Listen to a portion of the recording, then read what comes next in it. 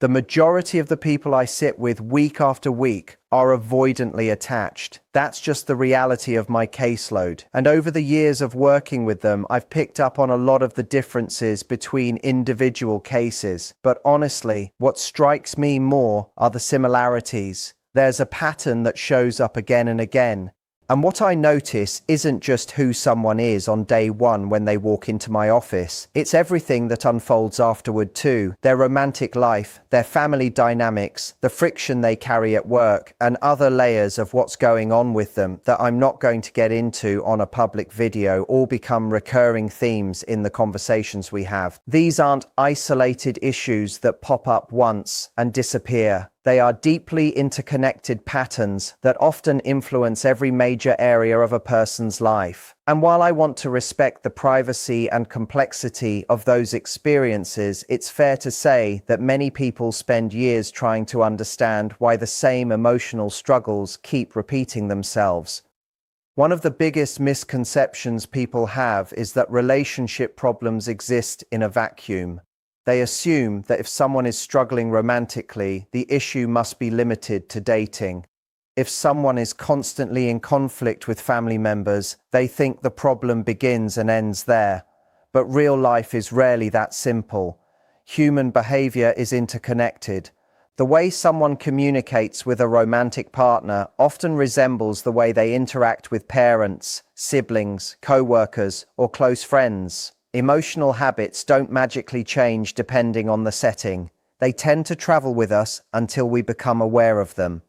Take romantic relationships, for example.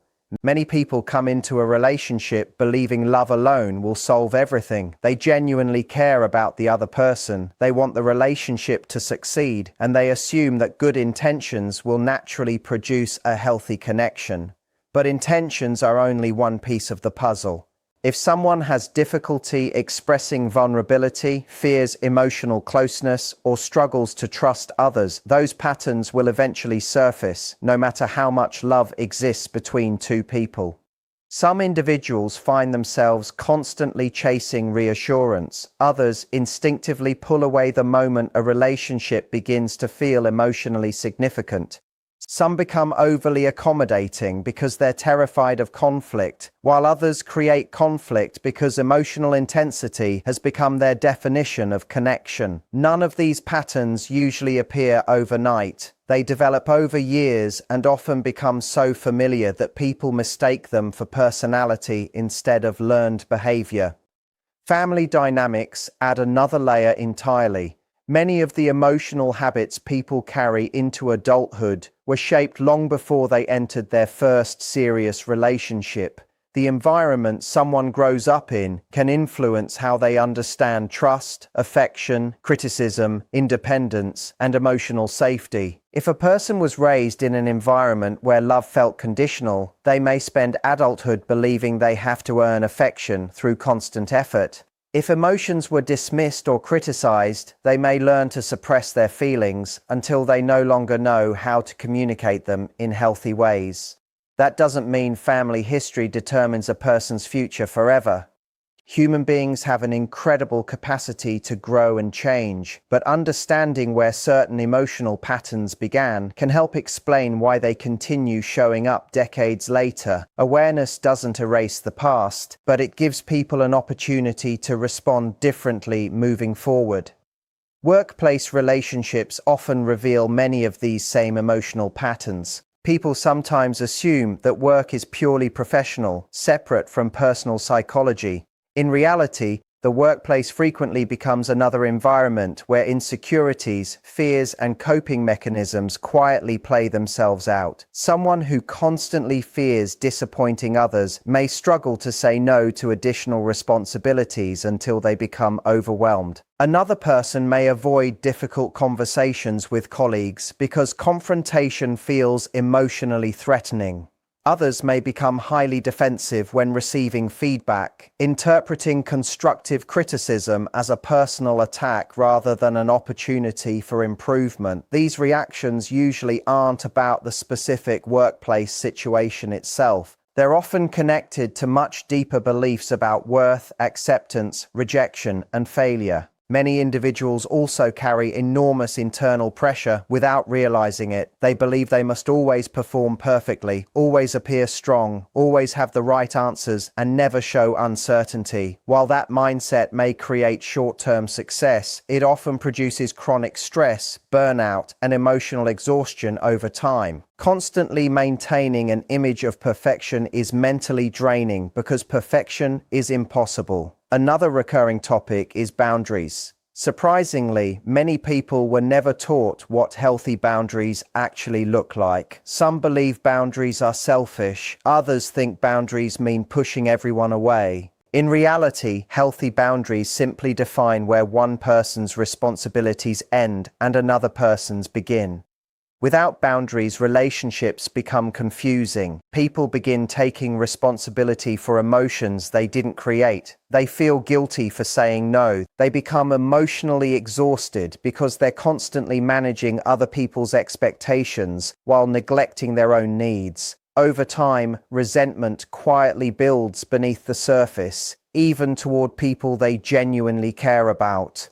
Communication is another area where countless struggles emerge. People often assume communication means explaining themselves clearly.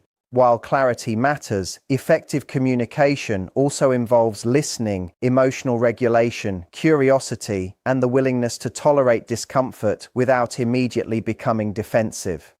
Many conflicts don't escalate because two people disagree. They escalate because neither person feels understood. Once people begin feeling unheard, they stop listening and start preparing arguments. Conversations become competitions instead of opportunities for connection. Both individuals become more focused on protecting themselves than understanding each other. Fear also plays an enormous role in human behavior, even when it isn't immediately obvious. Fear of rejection, fear of abandonment, fear of failure, fear of vulnerability, fear of being misunderstood, fear of not being enough.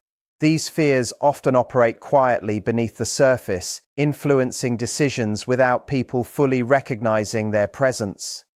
Someone might avoid commitment because they're afraid of eventually being hurt. Another person may cling tightly to relationships because they fear being left behind. Someone else may constantly seek external validation because they've never learned how to generate internal confidence. On the surface, these behaviors look completely different. Underneath, they often grow from similar emotional roots. Something else that appears repeatedly is the difference between reacting and responding. When people feel emotionally triggered, their immediate reaction often comes from old survival strategies rather than present-day reality. They withdraw, they attack, they become defensive, they shut down, they over-explain, they seek reassurance. These reactions usually happen automatically because the brain is trying to protect itself from perceived emotional danger.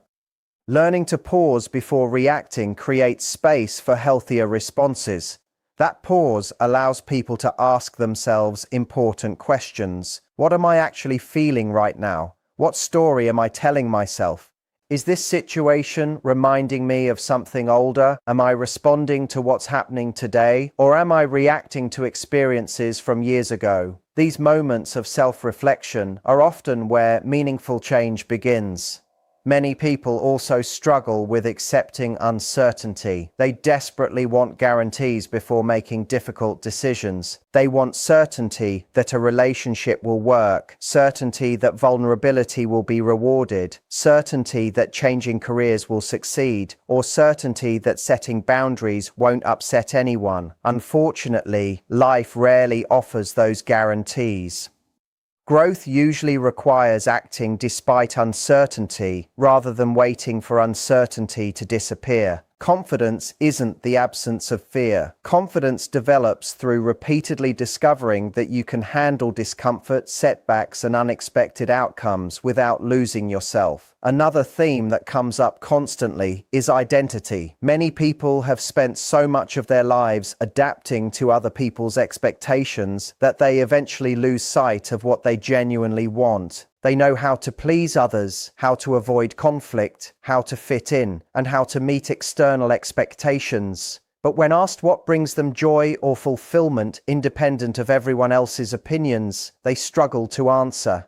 Rediscovering that authentic sense of self takes time. It involves experimenting, making mistakes, changing directions, and allowing personal values to become stronger than the desire for universal approval. That process can feel uncomfortable because authenticity sometimes disappoints people who benefited from older versions of you. Ultimately, what becomes clear through all of these conversations is that most people aren't simply trying to solve one isolated problem. They're trying to understand themselves more deeply. They want healthier relationships, greater emotional stability, stronger boundaries, more meaningful work, and a life that feels aligned with who they truly are instead of who they think they should be. That's why these discussions continue appearing again and again. Beneath the surface details, whether the topic is romance, family, work, or personal growth, the deeper questions remain remarkably similar. How do I become emotionally healthier? How do I stop repeating painful patterns? How do I build relationships that feel safe, honest, and fulfilling? And perhaps most importantly, how do I become someone who can experience connection without losing myself in the process? Those questions don't have instant answers, but asking them honestly is often the beginning of lasting change. There's something else I don't mention often, but it's worth bringing up here. I also specialize in anger and in working with personality-related struggles more broadly. So sometimes you'll see these two threads overlap in what I talk about. I can't say for certain that every avoidant person struggles with anger, but I can tell you that among my patients who come in specifically because of anger issues, the overwhelming majority also carry avoidant attachment patterns, whether that's the fearful type or the dismissive type. And part of why I think there's a connection is that avoidant individuals often weren't given permission growing up to actually express their feelings. So those feelings don't just vanish. They find another outlet, and anger tends to be it. This shows up more frequently in avoidant men specifically. Just a small observation I wanted to share before we get into the main topic. So today, what I want to unpack is how you can tell when someone avoidant has actually formed a real emotional bond with a person. Maybe a more useful way to frame it is, who is it that avoidant people actually end up bonding with in the first place? I think this matters enormously because when an avoidant person does form a genuine emotional attachment to someone, they tend to be remarkably committed. They're not going anywhere. Avoidant people are extremely selective about who earns that level of commitment from them, and it almost always comes down to whether real emotional bonding has taken place. The first thing I want to talk about is someone who's comfortable agreeing to disagree. This quality helps avoidant individuals feel genuinely accepted because it minimizes ongoing conflict and it signals that the other person values peace and harmony within the relationship. For someone avoidant, that's incredibly reassuring because avoidant people tend to be naturally conflict averse.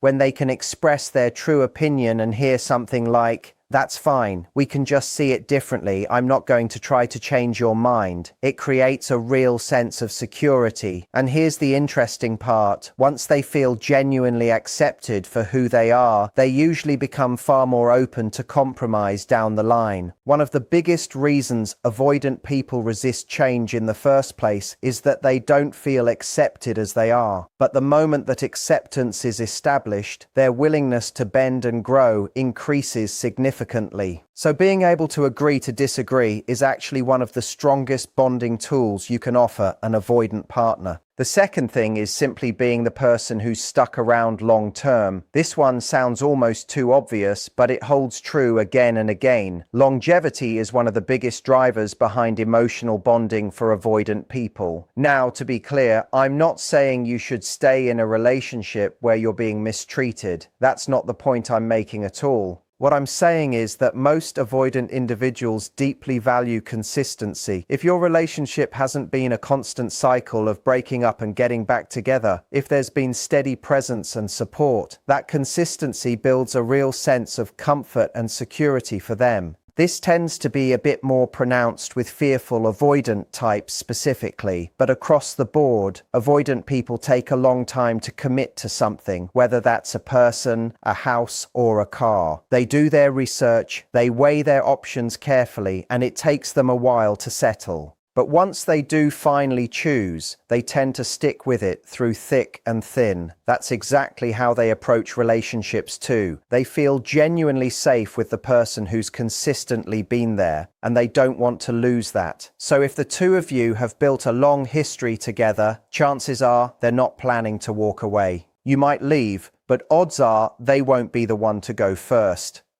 The third element is self-awareness, and this one is huge. Avoidant individuals deeply appreciate a partner who can recognize what they might be doing that triggers avoidant behavior in the first place, though self-awareness in general goes a long way too. Say, for example, you notice you've been texting them constantly while they're at work, and you realize that's probably overwhelming for them. If you acknowledge that pattern and genuinely commit to working on it, rather than simply expecting them to be the one who adjusts or compromises, avoidant people find that incredibly attractive. Almost magnetic, honestly. I'm not exaggerating when I say this is probably the single most powerful bonding trigger on this whole list. Avoidant people fall hard for partners who demonstrate this kind of self-reflection. Fourth, and closely related, is apologizing, specifically mutual apologies. Obviously, both people in a relationship should be willing to say sorry when it's warranted. But there's something particular about how avoidant individuals respond to this. When you apologize first, or even just model that behavior consistently, it actually makes it easier and more natural for them to apologize too. I want to be clear, I'm not saying you should always be the one apologizing first. That's not the point. I'm saying that when both partners are willing to own their mistakes, it creates something powerful for the avoidant partner. It makes them feel safe enough to be vulnerable. It shows them that their needs matter too, and that they're allowed to have needs met within the relationship. So imagine saying something like, "I'm sorry, I know I was texting too much. I was feeling anxious, but that wasn't fair to you, and I really hope you can forgive me. It's something I'm actively working on." That kind of apology does two things at once. It encourages the avoidant person to feel comfortable apologizing when they mess up, and it reinforces, on a deeper level, that this relationship truly belongs to both of them.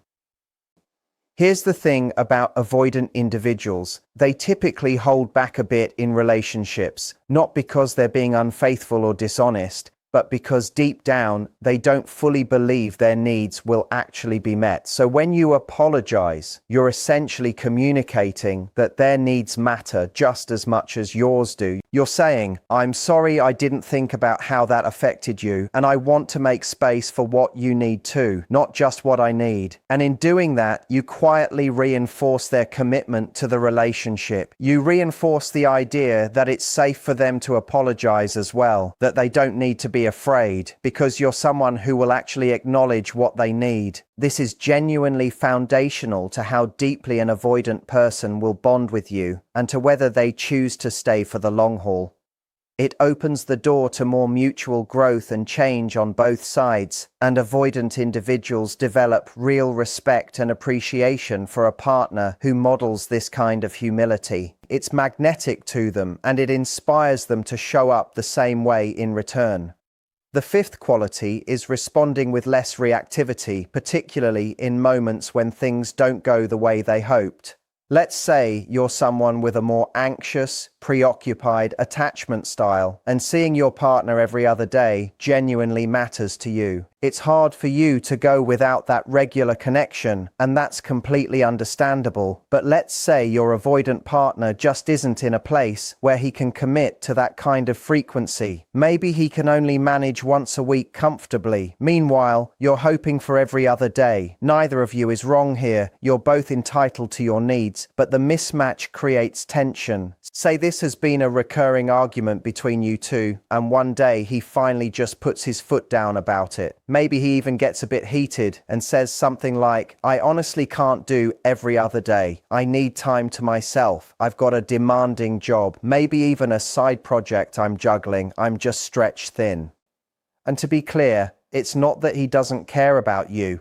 What he's really saying is, this is what I'm able to offer right now. I don't know exactly when that'll change, but I can't give you more than this at the moment. And if this doesn't work for you, I understand if you need to walk away. This kind of moment is extremely common for avoidant individuals to experience. Now, how you respond to it matters enormously. If your reaction is to lash out, telling him he doesn't care about you, that this isn't fair or healthy or normal, that he needs therapy, questioning what's wrong with him and how detached he is, that response is likely to make him pull back even further and feel far less inclined to bond with you emotionally, simply because he no longer feels safe. But if instead you respond with something like, I'm honestly a little disappointed, this isn't quite what I was hoping for, but I really appreciate you being upfront with me about it. I still want this relationship to work, and I'm willing to try once a week for now, though maybe we can revisit this conversation down the road once things settle down, or once we feel more connected. That kind of grounded, non-reactive response immediately lowers his defenses. He doesn't feel cornered or attacked. Instead, he recognizes that you're willing to meet him where he is, and that recognition often makes him want to give you more, whether that's more effort, more time, or more emotional investment, simply because he felt genuinely accepted rather than pressured.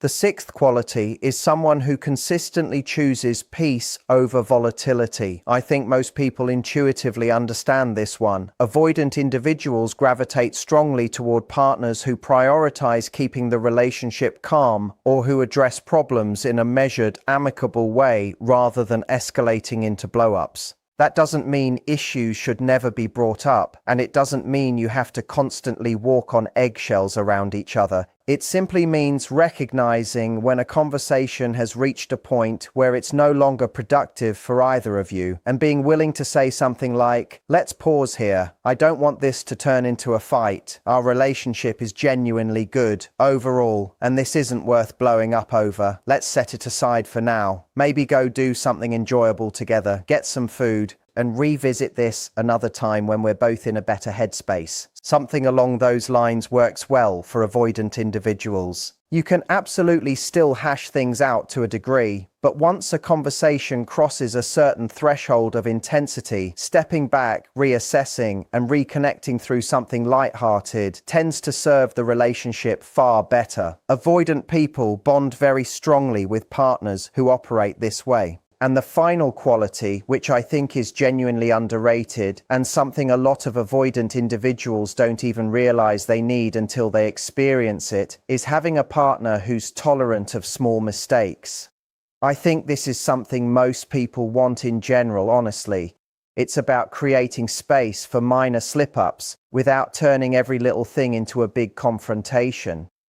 This helps build a relationship that feels genuinely comfortable and safe, and it reduces the sense of being constantly judged or scrutinized, which matters enormously to someone avoidant. It tells them the relationship is a safe place to occasionally mess up and course correct. I actually saw a great example of this recently in one of my sessions, and this pattern shows up a lot, not just with avoidant clients specifically, but in relationships generally, and quite often with married couples too. Picture a partner saying something like, I don't mind you going out and doing your own thing, but I'd really appreciate it if you could be back around a certain time, just because I tend to worry. And to be clear, this isn't about control, it's mutual. Nobody's forcing anyone into anything. Maybe there are kids involved, maybe someone has an early morning ahead, maybe there's just something that needs to get done. So the agreement is, go out, enjoy time with your friends, but try to be home by, say, 1 in the morning on a Saturday, because there's stuff that needs handling the next day to get ready for the week ahead. Now imagine the avoidant partner loses track of time and doesn't get home until 2. He comes in quietly, gets into bed, and the next morning says something like, hey, I ended up staying out a bit later than planned, but I feel fine, I think we're okay. I just wanted to let you know I got in around 2. It's a small harmless mistake. Nothing alarming about it at all. But plenty of people would respond to that by getting upset, demanding to know where he was, who he was with, what took so long. Instead, imagine the response being something more like, "I appreciate you telling me, and just so you remember, there was a reason I asked you to be back by a certain time. We've got that thing tomorrow, or we need an early start for the trip, and we'd agreed you'd handle the first stretch of driving so I could get some work done on my laptop, whatever the specific reason happens to be." The point is, there was a legitimate reason behind the original request, and by staying out later, he inadvertently deprioritized a commitment he'd made to his partner. It's a genuine, if minor, misstep, and she's allowed to feel a bit frustrated about that. She doesn't have to pretend it's completely fine, but she can still respond with tolerance. Something like, "I hear you, and I understand we might just have a slower morning or need to rush a little to get ready. But going forward, I'd appreciate you keeping in mind why I mentioned that time in the first place, since it does affect our plans. Thanks for being honest with me about it, though. I appreciate that." She's still tolerant, but she's not pretending it doesn't matter to her either. And that balance, standing firmly in her own perspective while still extending grace, is really the most crucial part of this whole dynamic. Avoidant individuals bond most deeply with people who can hold on to their own identity and boundaries while still being understanding. You're allowed to be a little upset. You don't need to suppress that or tiptoe around it constantly, but it's important to understand that tolerating small mistakes doesn't mean you can never bring them up. It simply means you're choosing not to punish or harshly reprimand the other person for something minor. I hope all of that makes sense. So to recap, the elements that help avoidant individuals form genuine emotional bonds include being someone who's comfortable agreeing to disagree, being a long-term consistent presence in their life, demonstrating real self-awareness, being willing to apologize and encouraging mutual accountability, responding without excessive reactivity when things don't go your way, prioritizing peace over unnecessary volatility, and extending tolerance for small, honest mistakes. If you can build these qualities into how you show up in your relationship, or if you're actively working on deepening your connection with an avoidant partner or trying to strengthen your marriage, these are genuinely powerful tools to incorporate. They go a long way toward building the kind of trust and emotional safety that leads to real lasting bonding. I hope this was helpful for you. Please like the video, subscribe if you haven't already, and I'll see you in the next one.